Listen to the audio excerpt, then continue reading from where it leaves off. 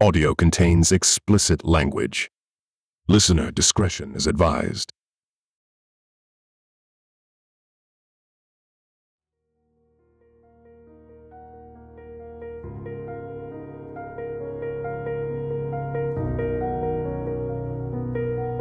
Previously, on Hope in the Ashes. Mass manipulation. I still can't compute how our lives, with him in it, were able to continue for as long as it did. I'm sure it's a question you ask yourself. I guess we wanted to believe within every fiber we had, he held our best intentions in mind. Even if he bitched at us for something we did or said to make your marriage work and rebuild a relationship with Daniel and I. Instead, you want to abandon us, but also tell us you're not abandoning us. Nothing with you makes any sense to any of us. There's nothing in you and no one around you that will show you what you're doing and how you're acting is sick, cruel, and undignified. That is one of the saddest yourself parts in my shoes and understand why I did what I did. I am at the point right now where I'm ready to hand the keys to the gym off, leave my job, and disappear. It's too hard to live with the pain of seeing what my life has materialized into. After all I have done to try to get ahead, the harder it is for everyone who has to deal with you. You reap what you sow. That's the lesson you're learning. You'll disappear, but when you do leave this earth, I'll at least know where you're going. Leave us alone and cooperate.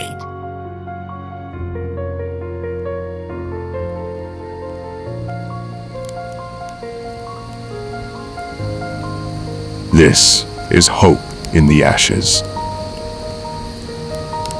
with Sean Fay.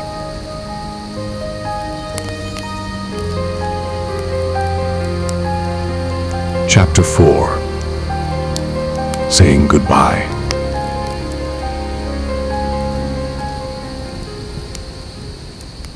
"8 months after contending with my wretched father over the fucking internet, we were still striving to get by just as we were before. We needed to stay fed, bathed, clothed, sheltered, all while a reincarnation of Satan himself remains ravenous of seeing our annihilation fully come to fruition. Us living a life greater than average was the very thing which rendered him spasmodic and foaming at the mouth. Our living during the 7-month process from the first mediation to the last maintained the same intensity as when he left. Really, once the dial was cranked to 11, it never went down. After the first mediation, February 2023, my father held an evil smirk about him. He had the control he sought to have. My mom was beside herself, trying to figure out how to navigate past this newly birthed serpent, through the lies, conspiracies, deception, gaslighting. What the fuck are we going to do? However, by their last meeting, there was a paradigm shift. By then, my mom was content and focused on getting what she and her kids needed. Him? He was the one on his knees pleading to get back the control he lost. September 14th, 2023 was a day which was equally relieving and weary. While we thankfully found ourselves in a place where we could finally get out of our hell and try to move on from the past, we also didn't feel any finality would come from him. While we clearly saw a massive dynamic change between the first meeting and the last, there was still our own domestic affairs. Externally, we were visibly content with our new dystopian reality. However, internally, we each sat in our own measure of trepidation. I was especially guilty of this. We never knew what would come next from him. One day, he could pull the plug on anything we needed to live, and that would be it. Then, we would have to jostle ourselves around to find some way back to an equilibrium with nearly no way to do it ourselves. It's not like we were an affluent family with a 6-figure-a-year living. It was essentially thousands versus pennies. We weren't craving to scrape clean every ounce of his finances in an attempt to manifest some new lavish lifestyle like the one he wanted to. We just wanted to survive through our escape so we could build on our own. So it came to our frightful surprise when my mom discovered he had tried to file for early retirement from his job. She found out on the City of Springfield's retirement board website where they had posted the minutes from each meeting. This meeting was on September 6th, 8 days before their final mediation meeting. Oh, the timing. While it seemed to be something related to his heart, which he hadn't seen a cardiologist in almost a decade, we had feared this would mark an imminent end to our survivable income. My mom held the understanding that his early retirement would stop her child support and alimony, which would see us with no extra income until she decided to claim retirement. While she was working a part-time job, the astronomical cost of living wouldn't come close to allowing us to survive on less than $1,000 per month. We needed this extra stream to allow us our living. So now his ass is going to strip that away just in time for curtains to close? No fucking way. Regardless, I had known I was going to say my final goodbye when the process was over and the divorce was final. Admittedly, I was lacking the energy to do it, but clearly I now had the purpose for this parting. My bodily rage filled right back up. While I could have done a variety of physical and maybe theatrical things to him, find where he was and either put a bullet in him or beat the ever-living shit out of him, I knew those actions would only deliver personal satisfaction. They would also render a separate terror of their own, facing incarceration. Then again, maybe autism would be a viable excuse for evading prison. I mean, that FTX idiot Sam Bankman-Fried tried to claim it as an excuse to get out of prison time for defrauding so many people with his cute little cryptocurrency affair. Who says I couldn't claim the same thing? This fucking wasteland of a state I've grown up in would probably agree with that corrosive notion. Joking aside, I knew I couldn't physically respond to his prejudicial resolve. All I had left were simply my words. That was the same with my email exchange with him before. While calamity can breed mass chaos, I knew I had no destructive wherewithal to sacrifice myself to make a radical point. I could never see myself surviving prison. Plus, I want to live a fruitful life. Therefore, I wouldn't wish to throw that away with an infinite sentence, or maybe an early cessation of my life. Regardless, this was the time to shove my father off the cliff once and for all. Now, with the marriage nearing the end, I needed to establish what our lives would look like. As I had said in the previous chapter, I couldn't sit back and let him do whatever he desired and merely watch us fall into the grave he was desperately trying to dig for us. There could be no silence. I had to make the absurdity of what he was doing known, while selfishly I lightly believed my repetitive outcries of his wrongdoing would eventually cause him to finally pull back and realize the iniquity of his behavior, as if his predestined narcissism would magically wither into obscurity. He could get better, couldn't he? Before I share this final email, I will make it very clear I completely unloaded on him. Undoubtedly, very graphic and obscene things were said, mainly at the very end. This was a level of exasperation I had never personified to my father ever before. My fear of him completely vanished at this moment because it was clear to me his dominating psyche had drastically shriveled. He had practically become afraid of his own shadow. Thus, he wouldn't be the one coming after me to fuck me up, whether it be with his fists or even a weapon. This was my moment to let all the decade and a half of desecration out in the single body of text. I will once again mention that all names will be redacted other than my father's, brother's, and my own. There will be 3 different words which will be censored in this email. While I greatly detest censorship of any kind, I am aware these 3 words, one in particular, would not at all render a positive reaction for myself or this book if I left them fully exposed. Finally, as I've warned before, I would advise you to skim over this if you have any established stress-related medical conditions which will affect you if you read this. I consistently mention this because I don't want to get slapped for a lawsuit because I gave you a heart attack for reading the slimy things I said to my father. You made the choice to read it. Be warned. Now, for the email aptly titled, "It Never Ends With You, Does It?" You just never stop trying to fuck with us, huh? You think every step of the way you're winning. Do you feel like you're winning? Because you shouldn't. You aren't winning. You will never win. Right now, you're getting every ounce of what you deserve. From now on, you will feel every ounce of pain you should feel. She's going to see it soon, too. We know you too well now, and that should scare you. Don't even get into your "you're just brainwashed by your mother" bullshit either. You know damn well that's never been the truth. The truth is something you never liked. That's why you're running away from it. That's not happening anymore. Your life is going to hurt real bad. I hate saying it with every fiber in me, but that's just what life dictates. I guess since the marriage you never gave a shit about in the first place has come to an end, it's time I let you know how things are going to be moving forward. Daniel could speak his own mind now that you're no longer in our house and our lives, so he could choose what he wants to tell you when he wishes to, if he even wants to. Before I do that, what's going on with trying to file for retirement early? Don't even lie about it, because if your stupid ass knew that shit is public, you would see that on the retirement board's website, your name shows up for the September 6th meeting, 8 days before the hearing. Here is where I inserted the link to the meeting's notes, showing his name on the docket for review.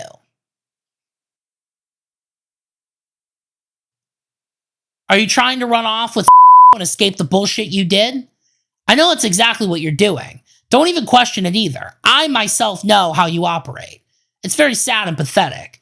You can't just own up to what you did and let us all go free. Instead, you have to move on to the next plan within your fucking agenda. You think you're getting an advantage on us for having to sign away your money to us. Money shouldn't even be in discussion, but with you, someone who couldn't even give us enough to live on while you constantly claim everything is provided by you You didn't give a shit but the roof over our heads, the same roof my mom didn't even want in the first place. All you want to do is manipulate everyone and everything to adhere to your standards. Everyone and everything has to benefit your life. Nothing you ever do is out of the kindness of your heart, because you have none. Even more sad, you'll retort that claim with, I have done things for you. Bull fucking shit. You always know what you're doing. Just like all the times I came to you for advice, it had to be your way, or I was a piece of shit. Now I'm left on my own to fix the shit you put myself into.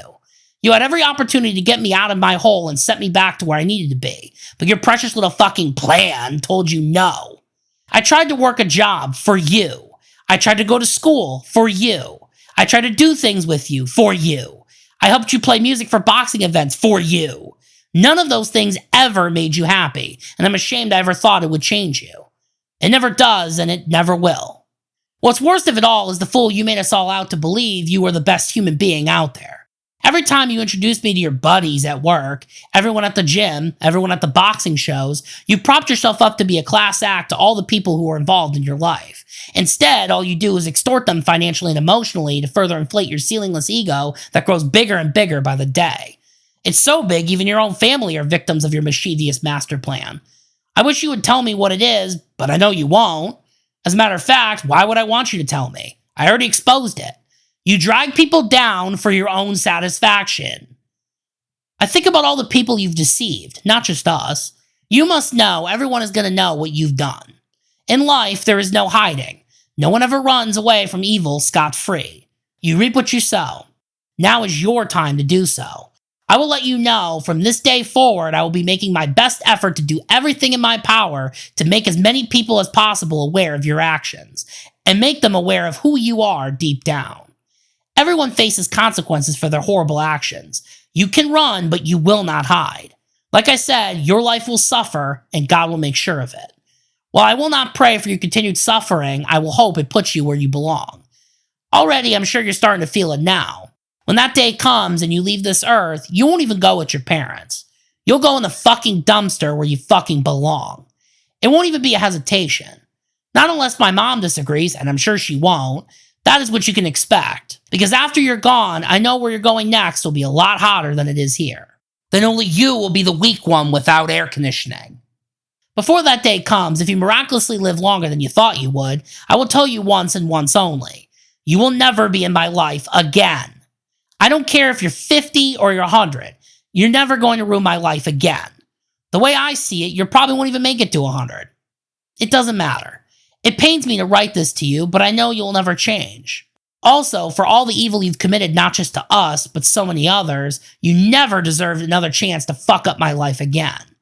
Even if I want to believe you had any heart in your lifetime, I now can't see that at all. Not even one bit. I don't even want to see you, hear you, or even think of you ever again. As far as I know, you're dead to me. That's how it'll stay for eternity. Throughout the last year, there's been several times I wanted to do things to you I never thought I would do before. While I'm thankful I didn't, I constantly remember what your inevitable fate will be. You'll suffer no matter what anybody does. I still don't understand why everyone is so afraid to face you. You act like you have all this power to do whatever you want. In reality, your dick is so small, not even your dude friend could get her mouth around it. I can laugh at that because I'm no longer afraid of you. You can't because you know it's the truth, which you've run from your whole life. My intuition is stronger than ever. I don't even have to be alive 49 years to know that shit. I now know way more about how life works than when you were around. I guess you did teach me a valuable lesson in humanity. You'll rot and I'll thrive. Contrary to what you may think, I take no pleasure in saying these things to you. No one should ever take any pleasure in telling their father what I'm telling you right now. I sure as hell wouldn't accept my kids talking to me like that, the kids you probably don't think I'll have. I'm just laying the framework out for you right now. I will also tell you this, the same thing I told you before. Leave us alone and cooperate. We all know what you're doing, and soon many others will know what you're doing. Your escape plot won't save you. All you have to do is come clean about this retirement debacle and follow what you're supposed to with a divorce agreement. It's sad I have to tell you this. You should be grown enough of a man to know it's what you should do. But instead, you're a liar, cheat, thief, abuser, and so much more. Anything but what a man should be. I would have thought you would have truly learned from your parents' mistakes. Sadly, that was just another lie from you. What have you told us that isn't a lie? Probably nothing. Your life is only going to get worse. There's no turning back. I don't understand why it's so hard for you to simply give up your stupid fucking plan, own up to your shit like a man, and make this a smooth process for us. What the fuck are you holding on to? You have nothing left. Wait until sees who you really are, unless she really loves what you're doing. You two just keep supporting shit you don't even believe. You both keep boasting about Trump, but his ass is dealing with the same shit we're dealing with. From you.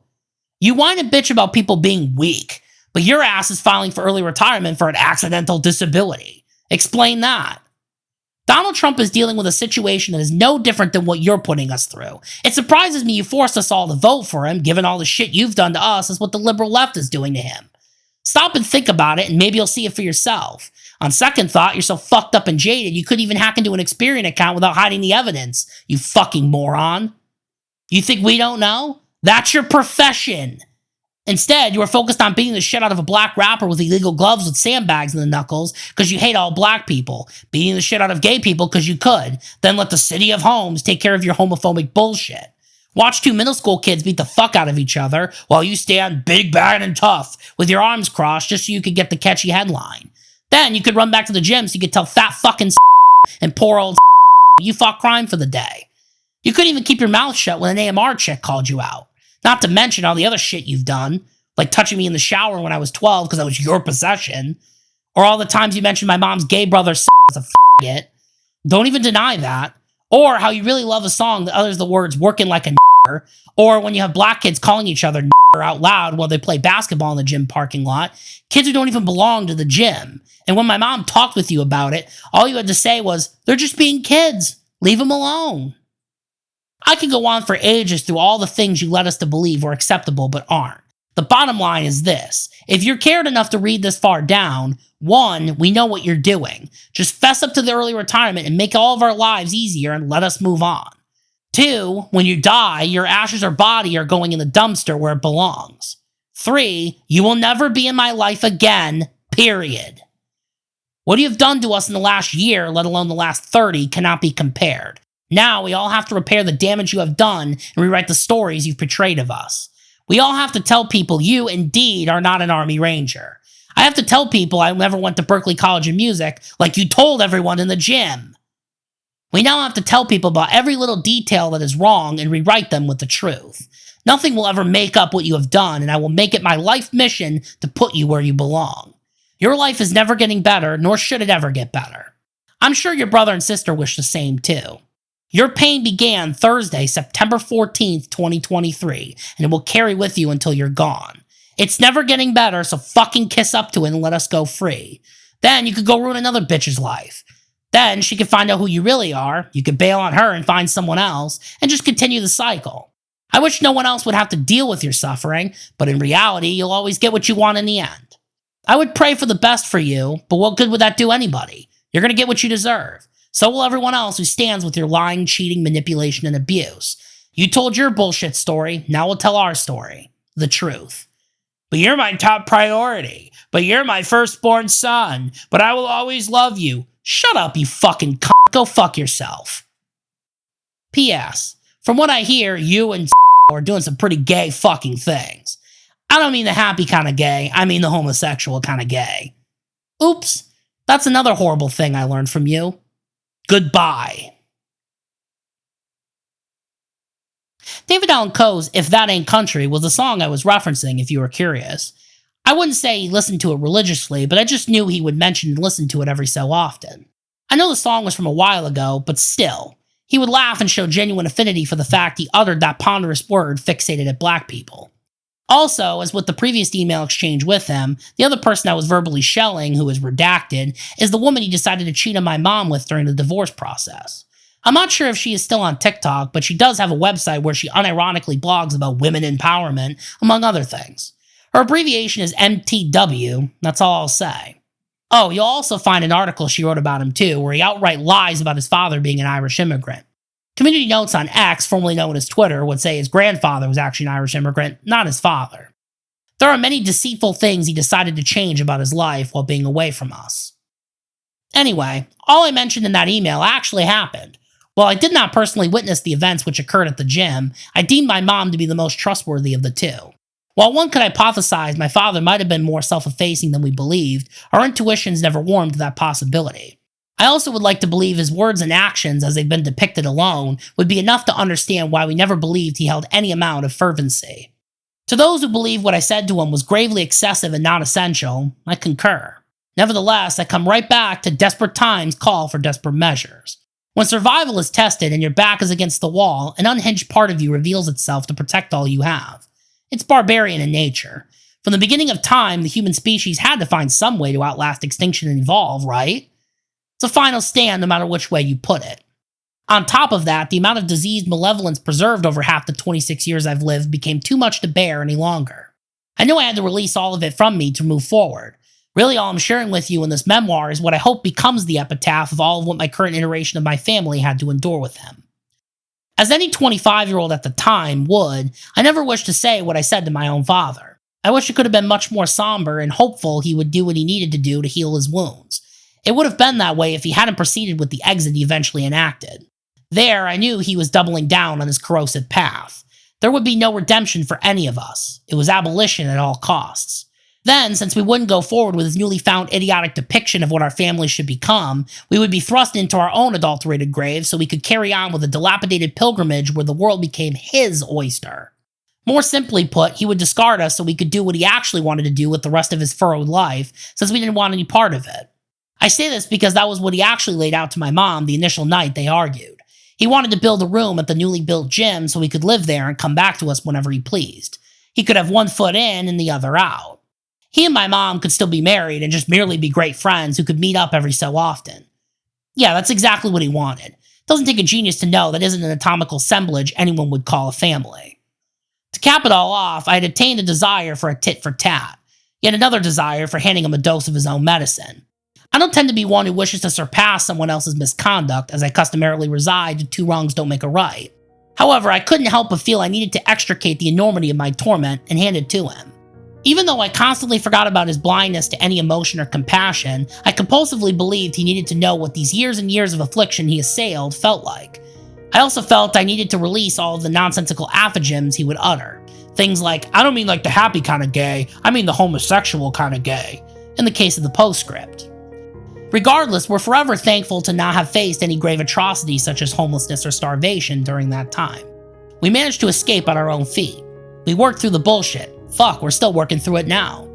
For every moment we've broken down, we've picked ourselves back up. With every nonsensical assertion levied against us, we miraculously prevailed on the other side. There will still be wounds to mend, but we know we will never be lacerated further. We know we will each see our day when we recognize the forecast calls for the sun to stay. His absurdity will stop, regardless of whatever means necessary for it to cease. We have our speculations, but those unfortunately aren't lighthearted ones to ingest. Nevertheless, we will reach the finish line. It won't disappear. I just hope your poor soul didn't burst anywhere in the middle of this hysteria. If you've reached the end of this chapter, you're just the person we need in this world. You care. You're selfless. You're not at all like my psychotic, demented piece of shit father. By the way, I would replace his name, but I know his ass will do whatever he wants, name included or not, so I guess I'm shit out of luck on that. And I think I'm okay with that. Or am I?